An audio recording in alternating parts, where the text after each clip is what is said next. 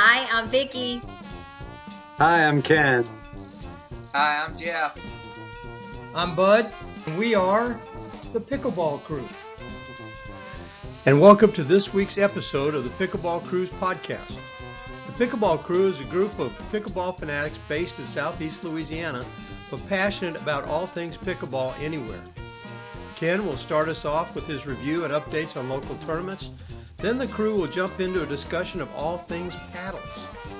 Vicki, Ken, and Jeff played in an MLP Formatted Tournament in Daphne Park in Laurel, Mississippi this past weekend, and will share their thoughts and experience with this new approach to pickleball tournament play.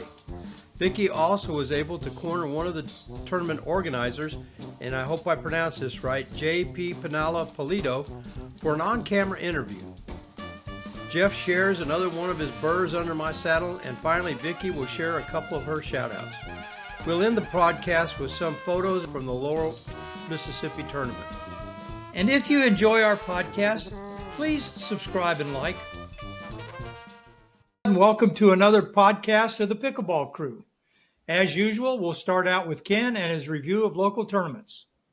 Thanks, Bud. So let's start with September. September 16th, 17th is the first annual Slidell Pickleball Association tournament. I just spoke with Terry Lamprez today. She is collecting registration for that tournament through her email address. We'll try to put it at the bottom of the screen, terry@crossgateclub.com. Again, that tournament's going to be September 16th and 17th. September 23rd, 24th at Pelican Park. This tournament is close to being full. Some categories like men's doubles are already full, but they are accepting people on a wait list. And as they review the brackets, they may start to take some people off the wait list to either fill in for partners that people are needing, or even to pull full teams in. So go to Pelican Park's recreation website and get yourself on the waiting list if you're still interested in that tournament. The last weekend in September, September 30th, October 1st, for the Love of the Y in Baton Rouge, Ronnie Walters tournament. It's $80 per person for two events. That is an MMP and sanctioned event. Registration is still open for that. Let's move to October 6th through 8th, the Fall Fling 2023 in St. Francisville. I spoke with David earlier this week, and there are over 200 people are going to be the max. They're 70% full. So there is still availability for this tournament. $80 will get you three events, men's, women's doubles, mixed, and singles. Check a Facebook page for an application. You have to download it and mail it in. And you can also send an email to wfpball@gmail.com. Ask for David. Let's see, the Fall Brawl in Vicksburg, October 14th and 15th. That is full. We're looking forward to being there. October 27th through 29th. Halloween tournament. That is also full. Again, that's another great tournament. We're looking forward to being there with Tex and Cindy Morris.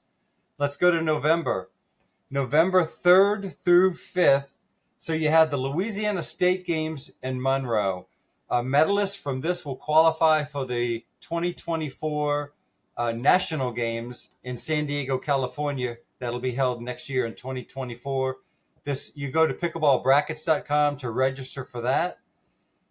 Also, the same weekend, November 2nd through 4th. This is the 9th annual tennis, and they've added pickleball. It's the fundraiser for Raphael Village. So go to www.raphaelvillage.org.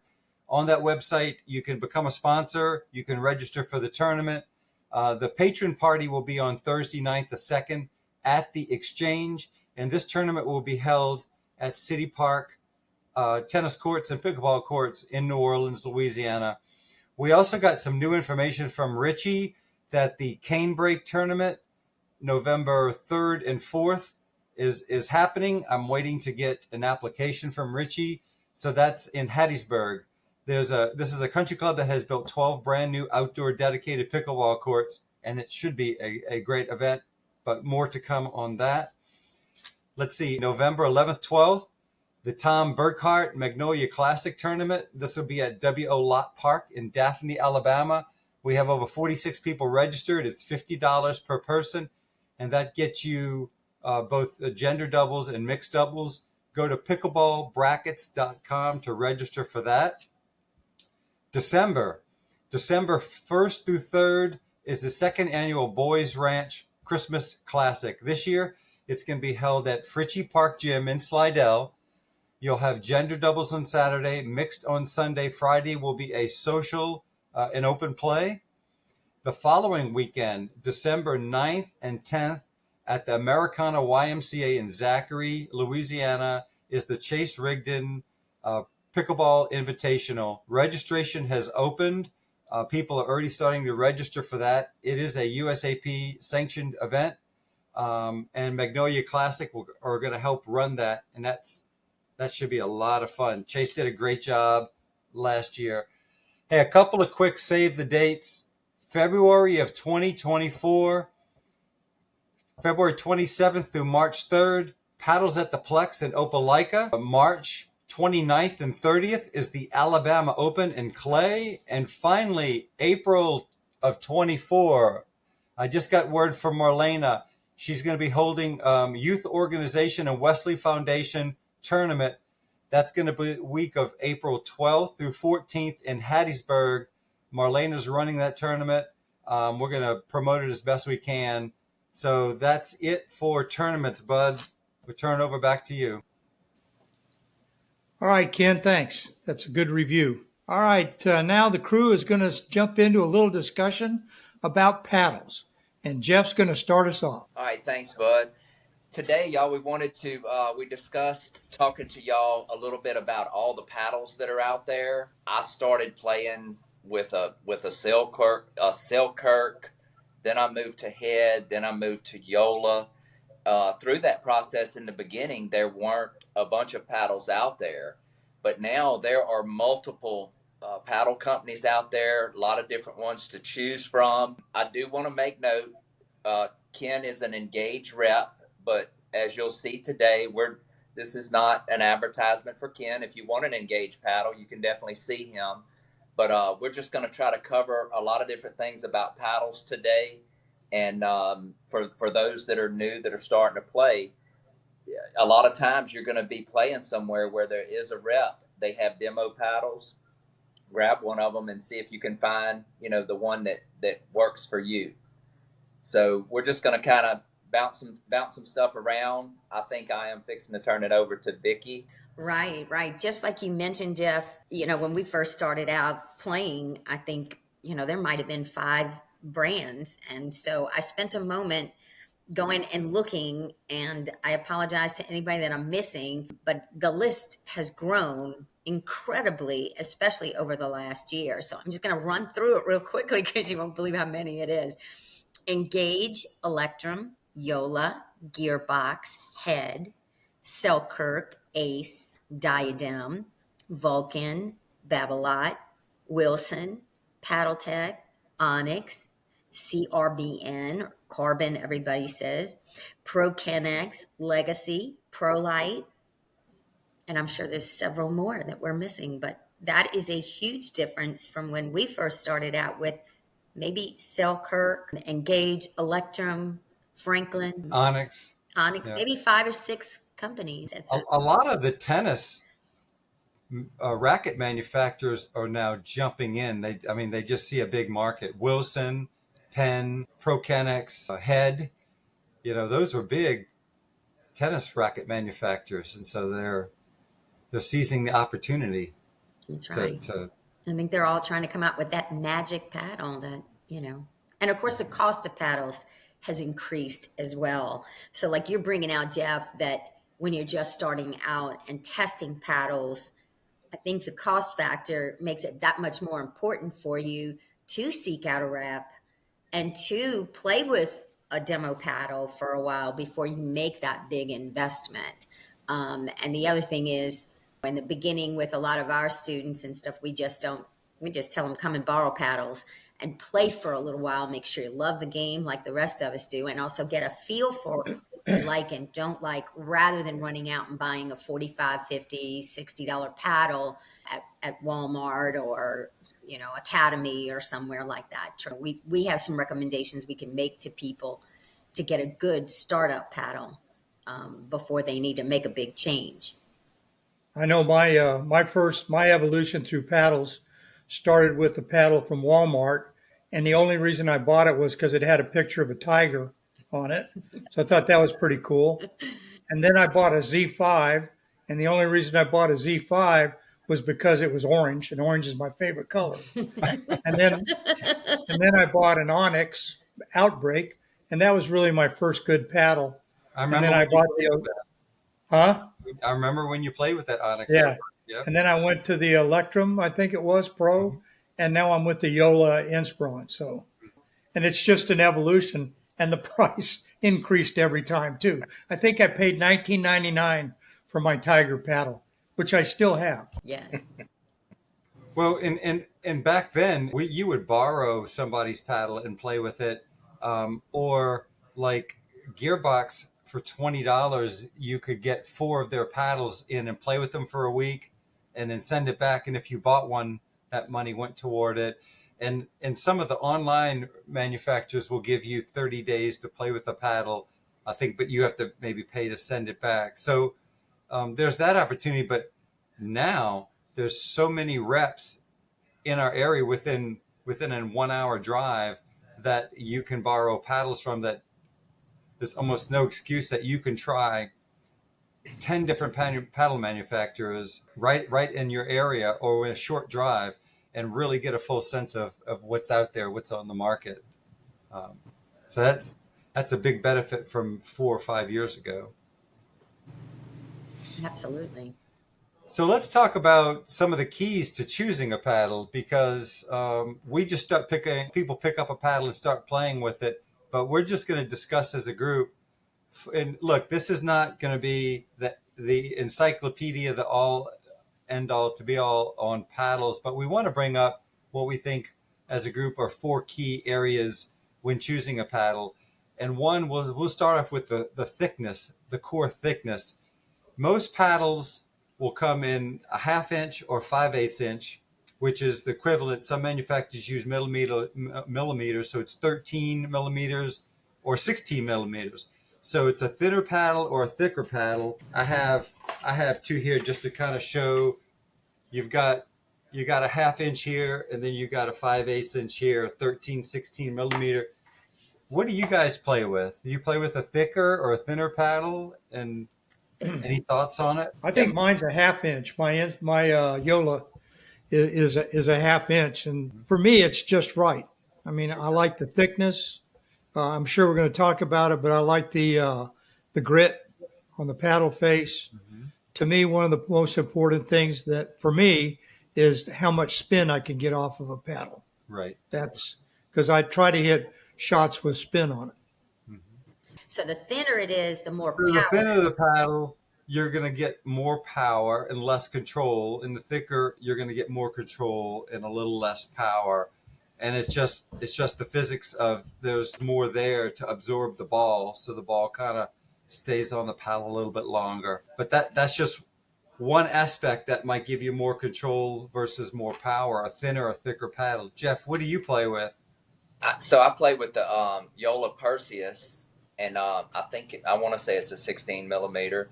I like the thicker paddle. To me, resetting the ball, it seems to me like some of those thinner paddles, sometimes the ball just kind of squashes off of it. Just pops off? When you're swinging it, I guess it rebounds off of there really good. But I want a paddle that's firm in my hand for resetting. Generally, when I'm teaching people or talking to people, a lot of people out there swinging hard's not a problem. They can pop the ball when it's time to do that. I just think, especially for beginners all the way to intermediates, I always think control is more important than actual power. I think the thicker paddle with the more of the abrasiveness on the paddle, that gives you a lot more control and ability to slow the ball down. Mm-hmm.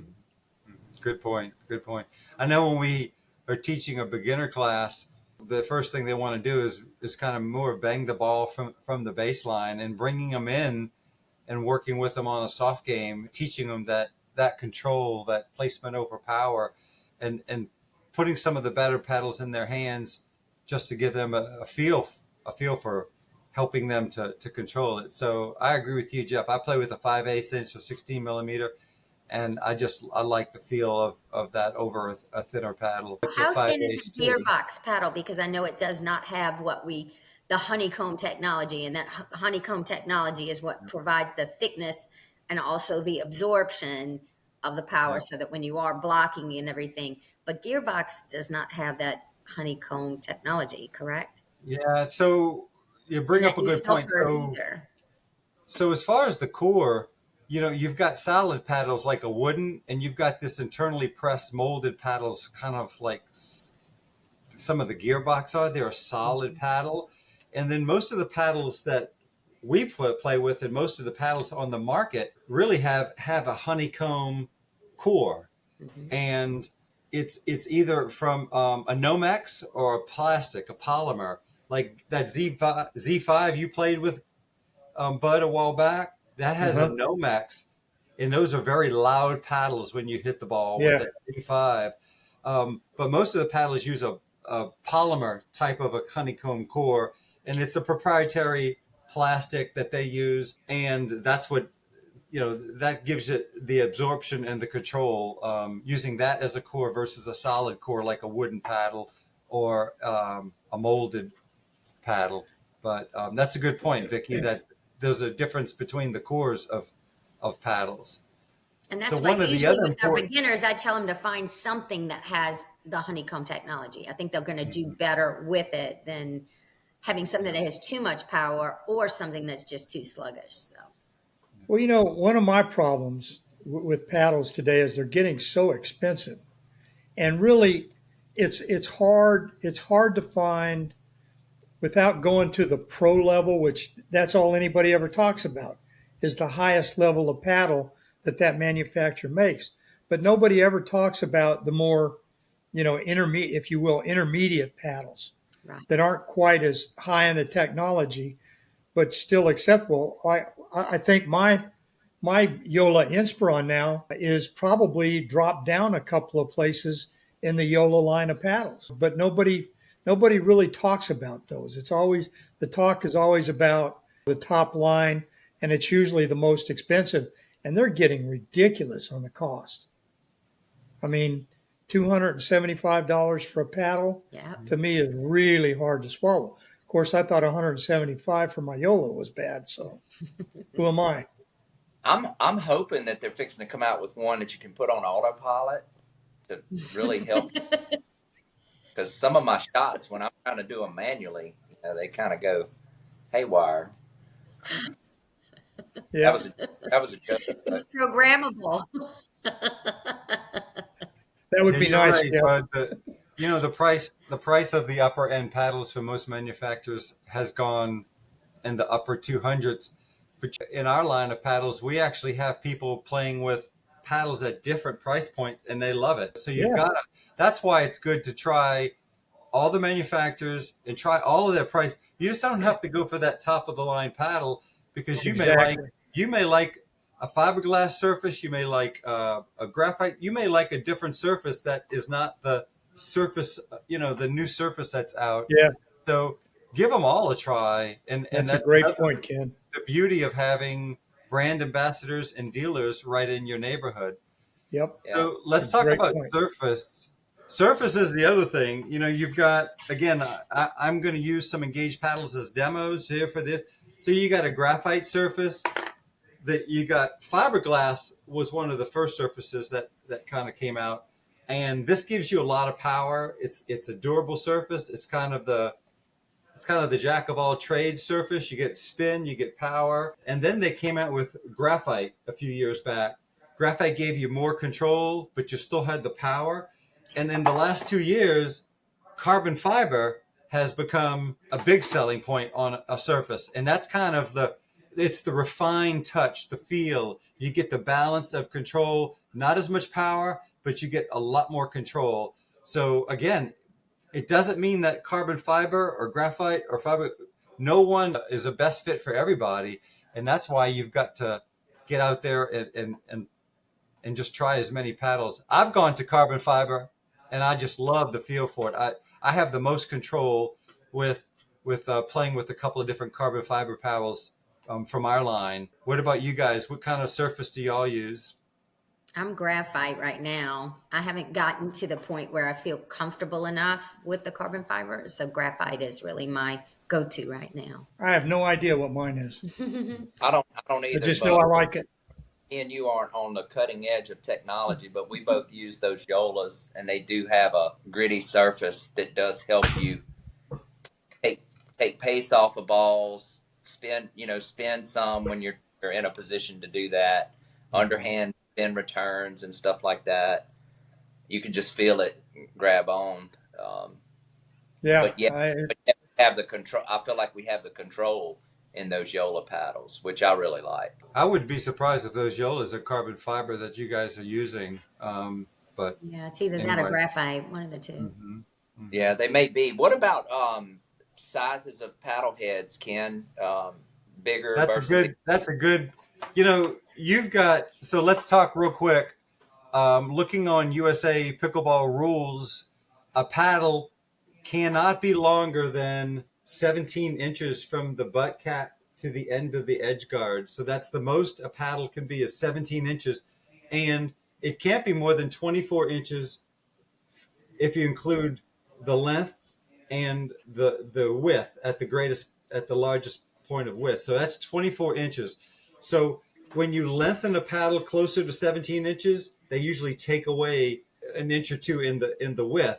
So you've got, just for argument's sake, you got three basic shapes. You've got the elongated paddle, which is greater than 16 inches. This is usually 16 and a quarter, going up to 17 inches, but you've got a narrower face.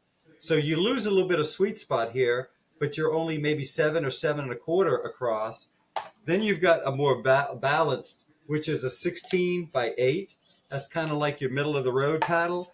And then you have what's called the wide body, where you get under 16 inches in length, but then you go greater than 8 inches in width. So this gives you the biggest sweet spot. These are paddles that we promote, wide body paddles for our beginners if they're looking for a paddle. But I mean, for me personally, I always played with a 16 by 8, but I'm starting to play with the elongated paddle. I like the reach on it. And I do like a lot of the elongated paddles come with a longer handle, and I like that longer handle for putting my other hand on a paddle. What about you guys? I like the long paddle, and I don't care about the length of the handle because I don't ever hit with two hands. So, one's fine for me. I like the longer handle. I play a lot with two hands. Mm-hmm. Mm-hmm. I like the idea of having longer reach, but with a longer paddle. But I don't like the idea of it decreasing my sweet spot. So I guess I'm kind of an in between type guy when it comes to that. Yeah, it's kind of a trade off. And Vicki, you play with it elongated paddle as well. Yep. I know you really like that. I do. So, I do. And I think that there was some, when we first started out and we started talking about paddles and which shape and that sort of thing, there was some discussion about being an ex-tennis player and that you may more like the more elongated version of a paddle. And you also may want to go with a little lead tape on the tops or something to give it that more top heavy feel, more like a tennis racket or more tennis feel. But I know there's all kinds of tweaks that you can do to make some of those things feel better to you with your swing and, your ground strokes for sure. But at the net, that becomes really different. And I've actually tested some paddles out that I felt like at the no volley line, I really loved the paddle. But when I went back to the baseline to do ground strokes, I did not like the paddle. So it was kind of like finding the happiness between the two with a paddle. And right now I'm happy where I am. So good point. And the final point we'll make is paddle weight. When choosing a paddle, I know with the Engage line, you can request your weight, and the lighter paddles are like 7 ounces to 7.7. With a lighter paddle, you know, it's easier to maneuver. I think you have more control, but you have less power because you don't have the weight of that paddle behind your shots. When you go to a midweight, which is about 7.8 ounces to 8.3 ounces, that gives you kind of the best balance. I like to play with the 8.0, 8.1 paddle personally. And then when you get above 8.3, 8.4 plus, you know, you're getting a lot more power. But just reading some of the articles on it, that's where it becomes a little harder to control, a little harder to play a softer game with the added weight. So whether it's the thickness of the core, the surface, the weight, the shape, each one of those affects the control, affects your power, affects your sweet spot. There's a lot of decisions to be made in choosing a paddle, and that's probably why trying out as many paddles as you can, even at different weights, is really going to be a big help for you in trying to select your next paddle. Absolutely. And what about adding weight? Anybody add weights to their paddle? I've fooled around with it some, Bud. That's a personal preference thing. It doesn't take but 2 to 3 inches of that lead tape. You can go around the bottom corners of your paddle. You can go on the sides with 2 pieces, or you can go on the top corners if you like a paddle that's more head heavy. And again, that it's easy to put on and take off. You just put it on and put some. I would take electrical tape and put over the top of it and play with it some and just fiddle around with it. Some people, I know a few people over in Baton Rouge that play with a lot of lead on their paddle. They're bigger, stronger guys. Other people just put it, you know, in certain places, but it's something you can tinker around with again to get the paddle to feel in your hand like you want it to feel. And it does when you start fooling with that lead tape, you'll feel it change. The first thing you're going to notice is it puts more pop into the paddle because you got more weight. You know, like Ken was talking about weights of paddles. The heavier a paddle is, you know, the more pop you're going to get out of it. So that's just another factor. All of these paddles that we're talking about, you can add a little bit of lead weight to them and play around with it some and find your sweet spot of what you like.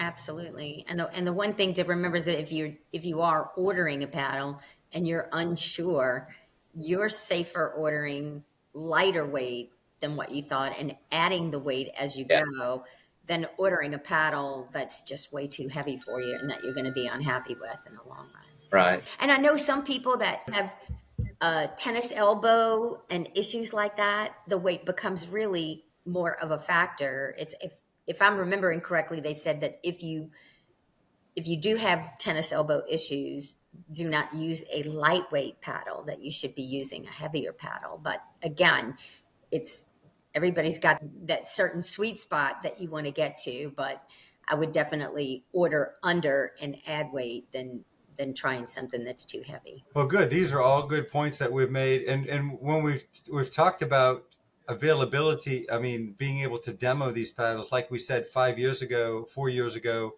we knew of 1, maybe 2 paddle manufacturers or brand ambassadors in the area. But now we may have 15 or 20 that are either right in your city or within an hour's drive. Vicki, we've tried to start to compile a list, and what we want to do is put a Google Doc together that we can attach in the description of this episode. But Vicki, why don't you want to share with us a few of the ones that we know? Sure. And if we leave anybody off, we apologize, but we've been compiling the list over the last week or so. And we want to make sure that we give everybody credit who's out there working with a manufacturer. Absolutely. And so if we are missing anybody, send us a little message, at the bottom, and we'll make sure to add you to it. Ken Wynn, Engage. Tony Keith Beauregard is Yola.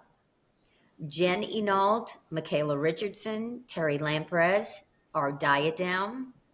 Jen Enault is also Legacy and Kitsch Clothing. Terry Lamprez is also Franklin. Chase Tibbetts and Marlena Mims are 6.0. Cindy Morris, Head. Thomas Hockert, Doug Cook, Todd Hatch, Benita, and I hope I don't destroy your last name, Zervogel, and Kip Atwell, Gearbox. Casey Cook is Prokenix, and she also happens to be a rep for the My Paddle, which is the little bands that you can order with your name on them to put a little identification on your paddle. Dale Schneidmiller, ProLite. Brett Roy just announced, probably just a couple of days ago, that he is with Pro XR. Taylor Connie and Stephen Garcia are Ace, and Amy Rollins is CRBN. And so again, if we're missing anybody, please send us a note. We'd love to add you to. So that there is quite a number of reps in our area that you should be able to try out a paddle with one of them, get some demos, and give them a try. So. Yeah, I just thought of I think Therese Sagne up in Vicksburg is with Head also. Okay. She was on their pro staff. I'm not sure if she still is or not, but I think she is. We'll have to check that out. I'm gonna make a note. A lot of players up in that area too. And again, we'll put a list of those reps in the description of this podcast.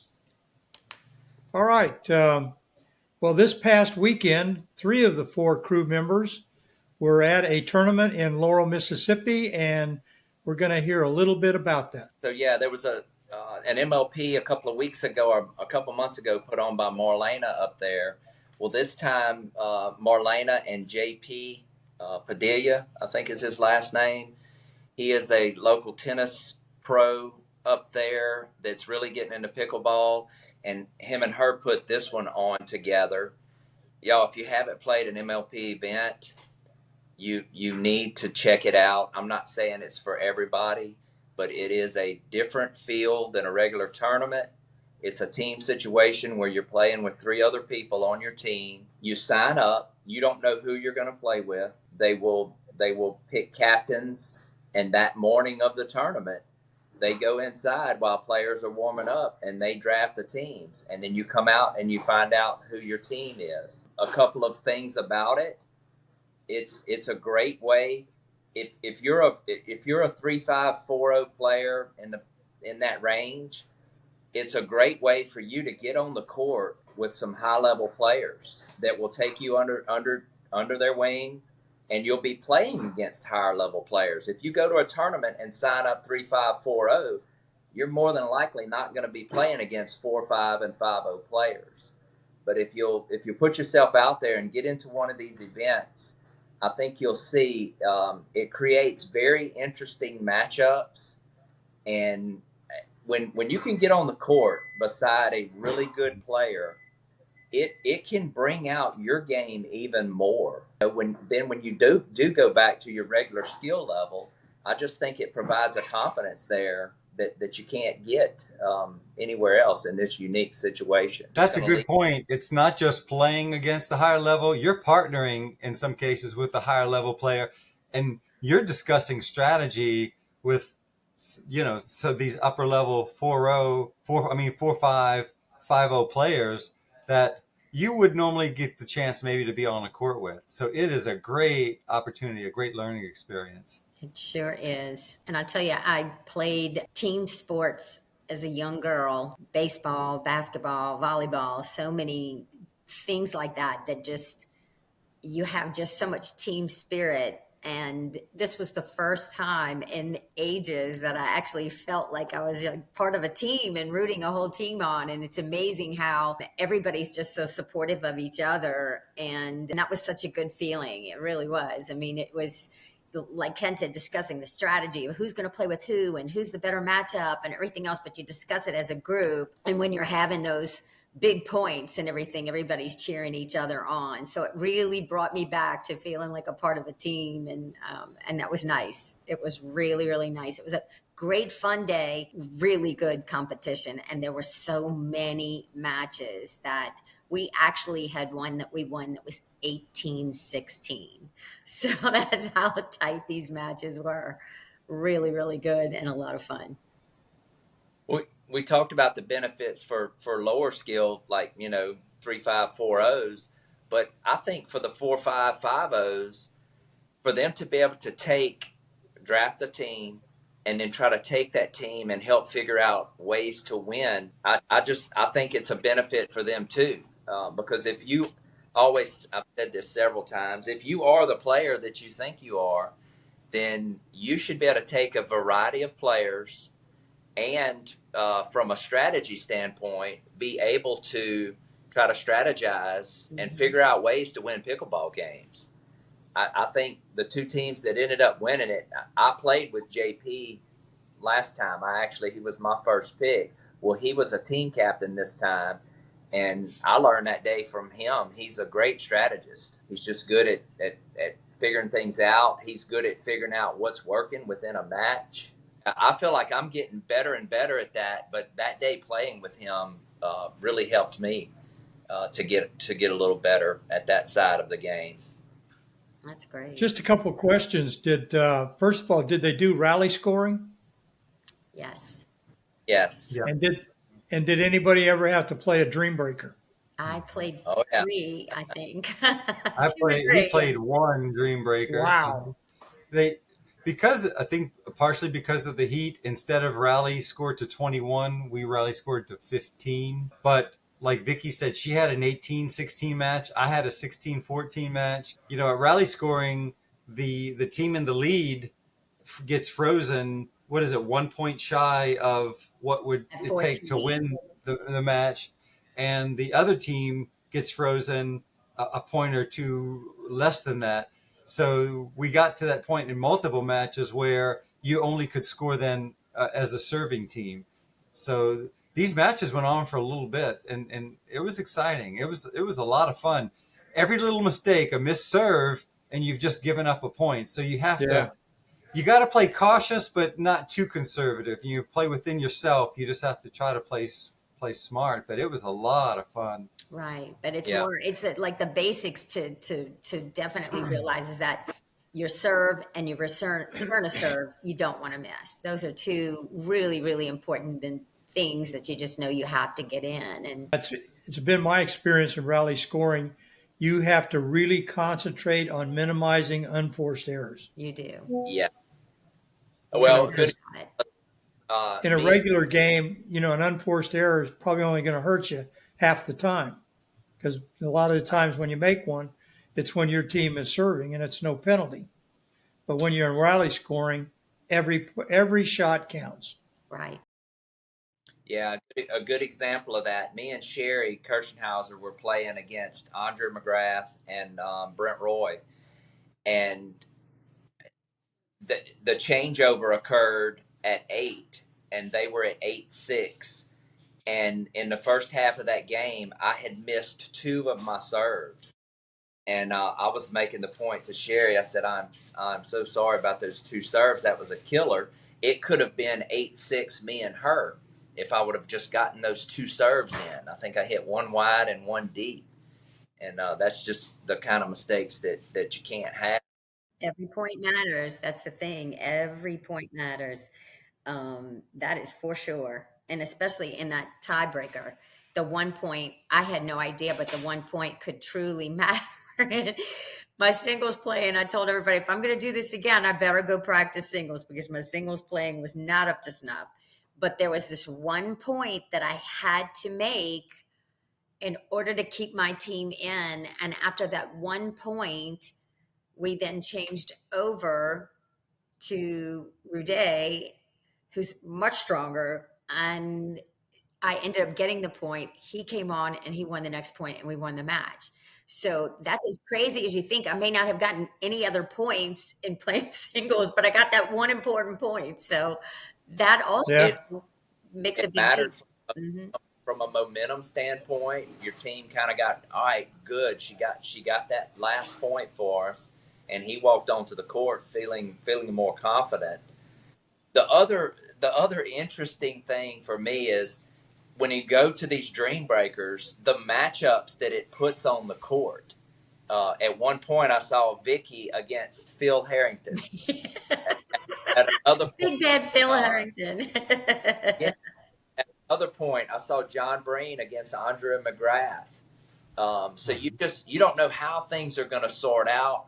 It just creates not only interesting matchups within the doubles matches, but when you get to the Dream Breaker and you go singles, it's matchups that you would never see at a regular tournament. That's right. Yeah. Right. Very for those of us that are there that care about what's going on, it's kind of interesting theater, I guess you would say. It is, and it's intense. You feel it. There's no doubt about it. You feel it. So, but One thing that I didn't know. I'm sorry, Vicki. I was just saying. I think I was in two Dream Breakers. So yeah, and it was intense. One thing that I didn't know about it that I learned is that when you're serving and you win a point, you don't switch sides. Right. In other words, the same server doesn't keep serving. So you can't get a server onto a roll, because if they serve and you want to rally, then the person in the other side of the court would then serve next. So that was one thing that I wasn't aware of going into it. The second thing was you can call a timeout. If you're at game point and you're serving, and you can call a timeout and then swap sides so that your best server is now serving coming out of the timeout. And that's one thing that JP did to win the Dream Breaker against Mats. He put him back into the serving position, and he kind of served a ball out wide that Mats wasn't able to get to. So those are two interesting aspects. I don't know if that's global to all of the local MLP format, but that was very interesting. I think that's a global rule. As a matter of fact, I think you can also change positions when you change sides at the midpoint of the game. That's right. Yeah, JP did it again when he was playing us in that final match, and Rude figured out why he called a timeout, because they had 14 points or whatever it was, and he said he's calling a timeout so he can now serve to you. And so he was hoping that he could so we switched, and then I think then we switched again or something after that point. We managed to get that point, and then Rude called a timeout so he could switch, and now he could serve, be the first server on our side. Yeah. So, yeah. I mean, that could be a valuable strategy. Absolutely. Well, the other thing that I saw JP doing when he was playing with, so JP started on the left side, but he started on the right side so he could serve first. But he stacked Amy on the right side of him so he could still be that left side player, which he's a fantastic left side player because of his forehand is so good. He's so athletic, you could put him anywhere, either side, and he'll be fine. But they wanted him on the left side. But they stacked where he could serve first. His serve is very strong, so you want him serving as much as possible. All those little tidbits, it doesn't seem like much, but in a 16-14, 15-13 type game, absolutely, 1 point could make a big, big difference. Absolutely. Mm-hmm. Every point matters. It was fun. It was really fun and a great learning experience to see how it all works, and just from the team formation to how they do the brackets, and being double elimination makes it, I think, even that much more fun, because a lot of times I gather that you could see somebody come up from the consolation bracket, back up to try to win. Really good competition with all the teams. Yeah. So at this point, I'd like to point out two of our crew. Ken's team finished. How many teams were there, Ken? 9 or 8? I think it was 8. Mm-hmm. Okay, 8 teams. Ken's team finished 4th, which was a good finish. I mean, there were some talented teams there. Vicki was on a team that finished second, but was competing for first. Right. Yep. So I thought it was a really good showing. Not so much for me. We went 2-0. I mean 0-, but we did go to a dream breaker each match, and we were close to advancing in both matches, but we didn't. But I think that's just a good testament to how much talent the talent in this particular MLP was a little step up, especially on the bottom end from the last one that I played. Okay. I mean, there were some good teams that finished 4th through 8th that you might have picked to be in the top 3 when you looked at the players that were on it. Absolutely. Some surprises. Yeah. I mean, and So Ken, he came mighty close to third, that's for sure. He mighty close to third place. So yeah, congratulations to both of y'all for Absolutely. Thank Vicki, you. especially to you. I think there were 8 ladies there, and there were some good ladies players there, and for you to represent like you did and finish second against that stiff competition, that's a testament to your game and where it's at and maybe where it's going. Who knows? Who knows? I told Vicki going in that I really thought that this would be good for her. She was I think you were a little apprehensive about it, not really knowing what was going to go on, but you put yourself out there, and I personally think you're going to be a better player because of it. I've seen what it's done for other players. I sure hope so. It definitely gave me a good feeling. It was a confidence booster. There's no doubt about it. And, you know, and also the camaraderie with people who you maybe, you know, that's the big thing I kept thinking was, now I've been on the court with Mats a number of times and even partnered with him, played against him and that sort of thing. So for me to play with him first, I think was a really good decision because that actually brought my anxiety level down a bunch because I just felt really comfortable with him and our ability to play together. But for Joseph and Rude, who knows when I'd ever be on the court with these two guys. I mean, they're amazing players and they were just so sweet and so nice, and I got to play with both of them, which was an absolute blast. And, you know, it's kind of funny. Ken was trying to do the math to see if their ages all equaled out my age.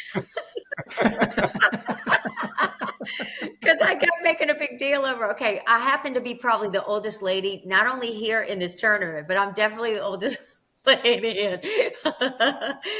in our bracket, in our group and everything else. And so he said, gee whiz, I don't know that I'd ever really get on the court with 20-year-olds, you know, or it was a blast. You mentioned Matt, who played on your team. What's Matt's last name? Dolise. He plays with us at Pelican Park. He's a young player, and he had contacted me asking me about this. And I told him, I said, Matt, you are built for this because he's a really good young singles player. His doubles game is really coming along. So, and it bared out. He was a really good pick for y'all's team. He was. Because he's very versatile. And I was watching him some throughout the day, and I thought he played really well. He did. He absolutely did. Yeah, I'm real curious and interested to see because Matt's could have a big future in pickleball. I mean, you know, as young as he is, absolutely. In a years, I think Matt's could be a 5-0 player and be a type player for sure. No. And he's one of us. That's one point I wanted to make. The other point I wanted to make, and we've talked about this on previous shows, is the impact that good players can have when they get on the court with weaker players.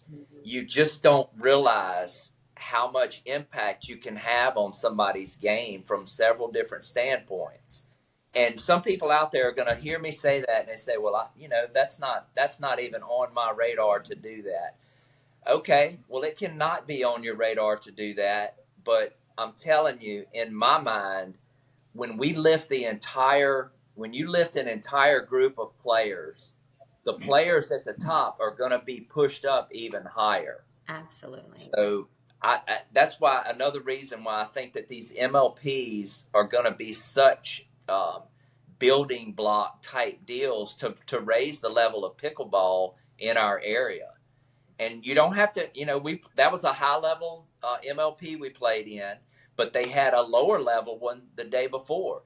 You can do this for 3-0s. You can do this for 3-5s. You can do it for beginners.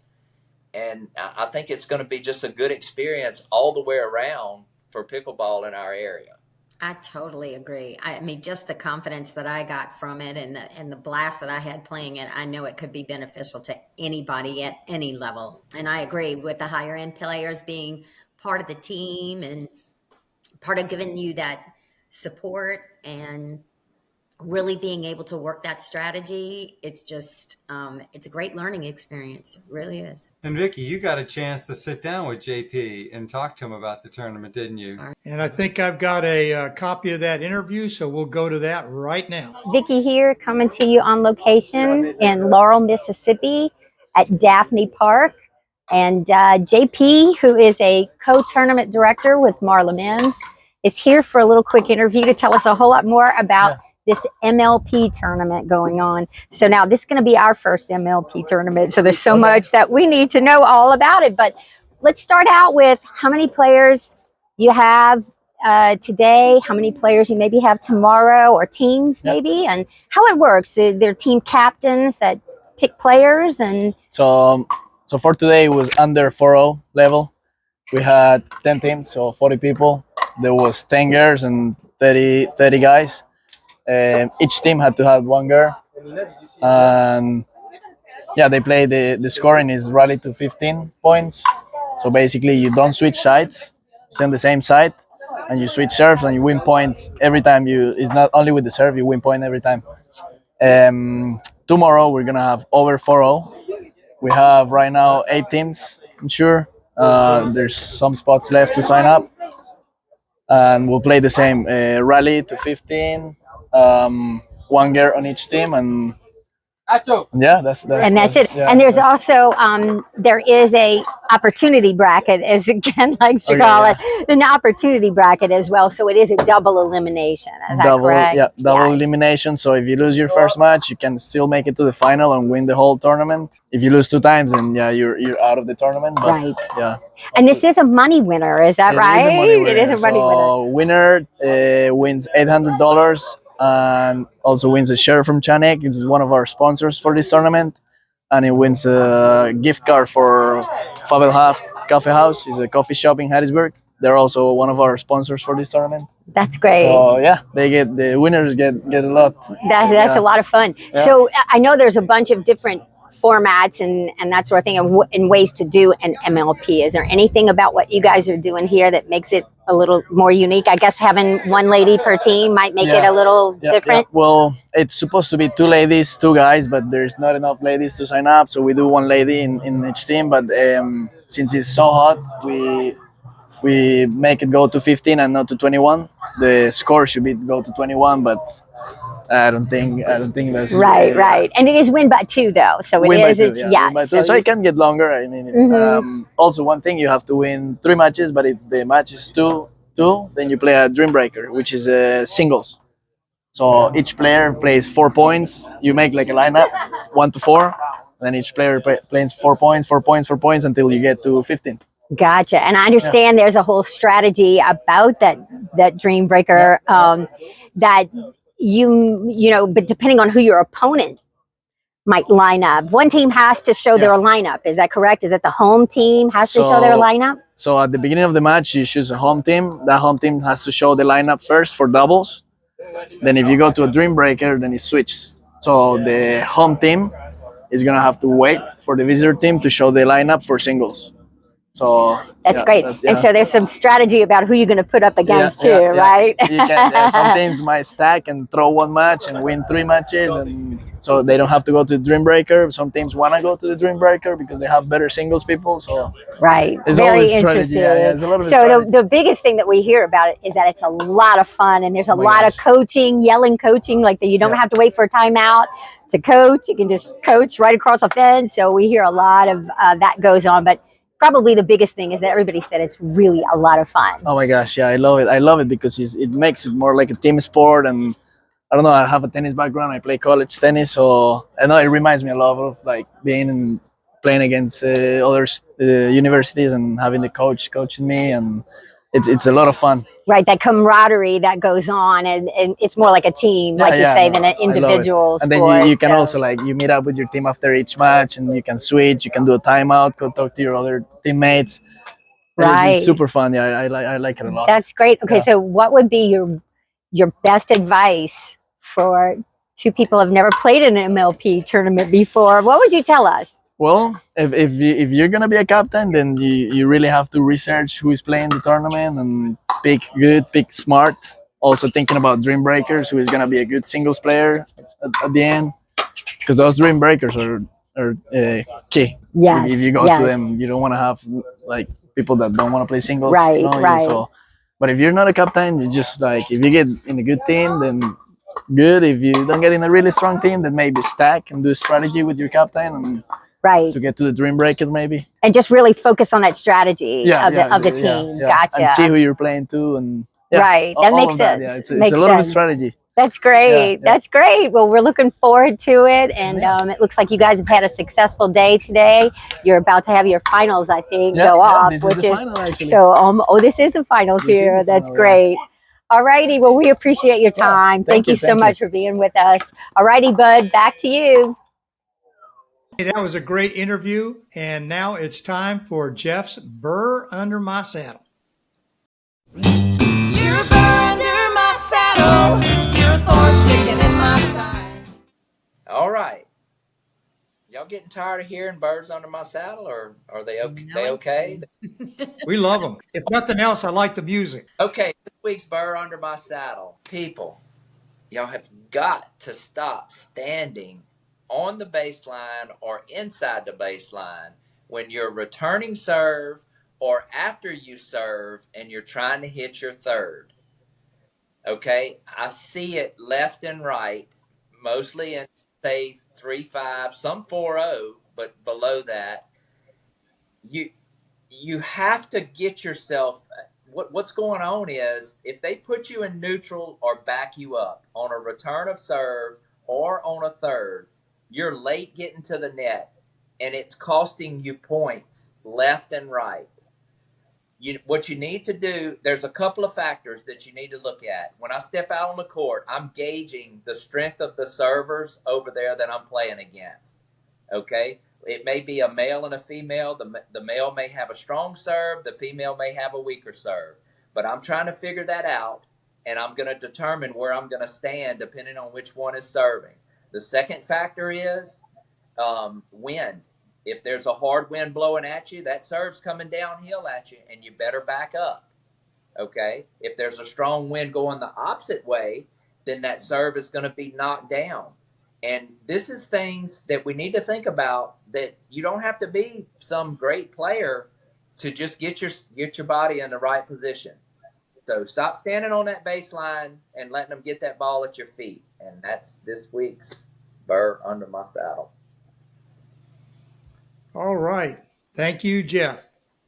All right. Anybody got any shout outs? Got a shout out to JP and Marlena for doing a great job. Thank you, guys. We know how much hard work these tournaments can be, and we truly appreciate it. It was a wonderful weekend for everybody. So, all right, Yeah, crew. what was that, Ken? My light keeps going out, so I apologize for that.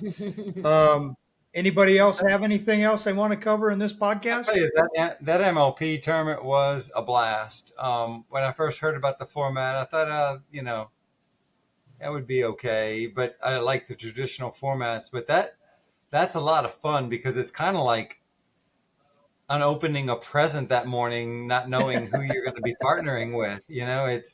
And you get to play with people that, now I had two people that I've played with before on our team, but I had one person I'd not even met before, and he was a great player. And we ended up playing several doubles matches together, and it was just a lot of fun. Not only playing with some new people, but playing against all these random people multiple times. So I think a healthy balance for me would be, 30 or 40% MLPs and 60, 70% your more traditional tournaments. So Yeah. I think there's a place for both of them.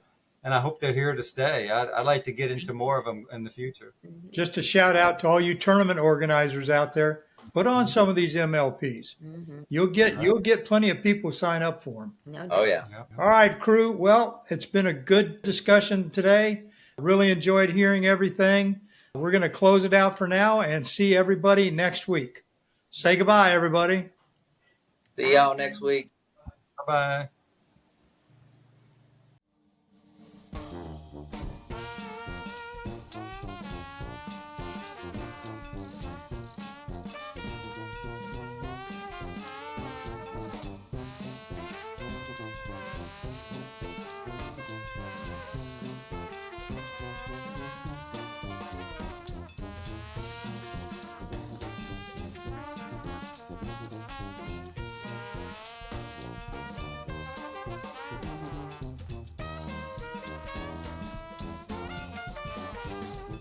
Well, that's it for this episode. We hope you enjoyed it.